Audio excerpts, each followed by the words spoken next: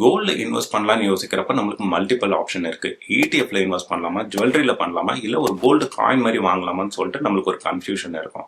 அப்படியே சப்ஸ்கிரைப் பட்டனை தட்டிட்டு உங்க வீட்டில் போயிட்டு உங்க ஒய்ஃப் கிட்டயோ இல்ல உங்க அம்மா கிட்டயோ நீங்க கேட்டீங்கன்னா கண்டிப்பா ஜுவல்லரி வாங்குங்கன்னு சொல்லுவாங்க. பட் கோல்டோட இன்வெஸ்ட்மெண்ட் பொறுத்த வரைக்கும் ஜுவல்லரியை விட வஸ்டான ஆப்ஷன் இருக்கவே இருக்காது. ஏன் அப்படி சொல்றேன்னு பாத்தீங்கன்னா அதோட மேக்கிங் சார்ஜஸ், ஜிஎஸ்டி இதெல்லாம் எக்ஸ்க்ளூட் பண்ணீங்கன்னா 1,00,000 ரூபாய்க்கு நீங்க வாங்கின கோல்டு இமீடியட்டா அதோட வேல்யூ பாத்தீங்கன்னா 70,000 இருந்து 75,000 மாறிடும். ஸோ கண்டிப்பா கோல்ட்ல இன்வெஸ்ட் பண்றப்ப ஜுவல்லரின்ற ஆப்ஷனை ரூல் அவுட் பண்ணிடுங்க. ஓகே, கோல்டு பாரோ இல்ல காயின் மாதிரியே வாங்கலாம்னா கண்டிப்பா ஒரு நல்ல ஆப்ஷன். பட் இதுல என்ன இஷ்யூனா நம்ம பிசிக்கலா வாங்கி வீட்டுல வைக்கிறப்ப அது பத்திரமா வச்சுக்கணும். ஸோ செக்யூரிட்டி ரிலேட்டட் இஷ்யூ இருக்கு.